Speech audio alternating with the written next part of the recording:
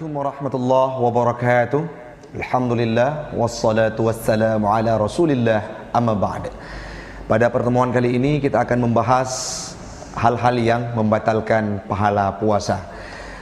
Terdapat sebuah hadis yang diriwayatkan oleh Imam Al-Bukhari, khamsu yuftirna as-sha'im, al-kidhbu wal ghibah wan namimah wal yamin al-kadhibah wan nazru bisyahwah. Ada 5 perkara yang akan mampu membatalkan pahala puasa seorang. Artinya dia akan terjebak dalam sebuah hadis yang pernah diutarakan oleh Nabi, kam min sa'imin laisa lahu min siyamihi illal ju' wal 'atsy.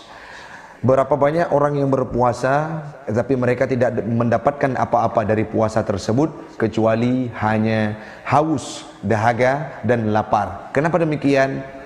Karena tidak menjaga 5 hal yang membatalkan pahala puasa.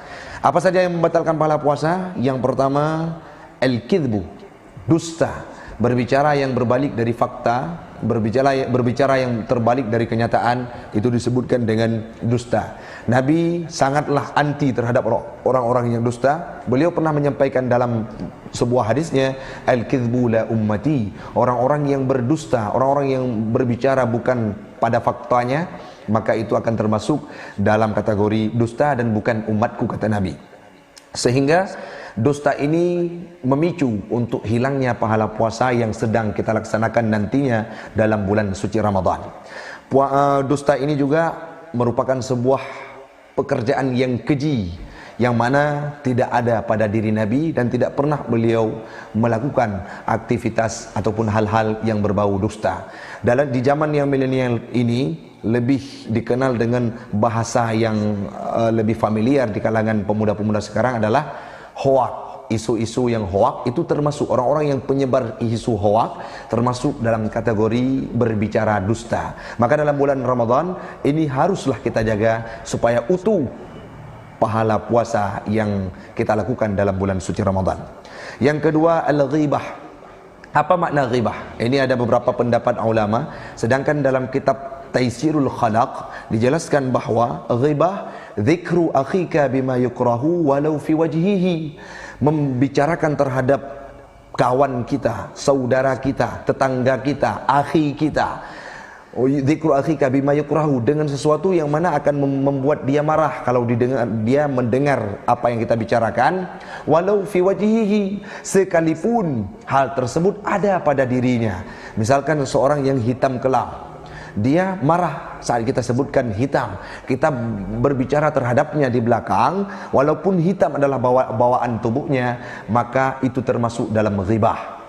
Kita definisikan sekali lagi, ghibah dzikru akhika bima yukrahu walau fi wajhihi. Namun ada ghibah-ghibah, ada sebuah hal ataupun pembicaraan yang tidak termasuk dalam ghibah, pengecualian, mustasnayat daripada ghibah. Ada 6 perkara akan kita bahas di pertemuan selanjutnya nantinya. Yang ketiga yaitu namimah, adu domba. Kalau dalam bahasa kita adalah orang-orang yang membawa berita tujuannya untuk mengadu 2 orang supaya terwujudnya pertikaian dan perselisihan. Misalkan kita datang ke si A, kita berbicara, si Fulan itu tidak bagus tanggapan terhadapmu, sehingga memicu si Fulan itu amarah. Kita datang ke si B, kita sampaikan kepada si B, si Fulan tersebut akan marah kepadamu, padahal kitalah yang menjadi provokator di antara mereka berdua. Maka provokator ini termasuk dalam kategori orang yang namimah, mengadu domba antara 2 orang yang tidak terjadi, yang tidak ada nyangkut pautnya. Datang kita menjadi orang tengah dan provokasi. Nah, terjadilah pertikaian di antara mereka, maka namimah itu termasuk dalam kategori menghilangkan pahala puasa kita. Yang selanjutnya, wal yaminul kadzibah, sumpah palsu. Sedikit-sedikit, wallahi, ballahi, tallahi, demi Allah. Kalau kita bersumpah palsu, artinya sumpah yang kita lakukan untuk meyakinkan orang lain, tetapi pada kenyataannya bukan demikian.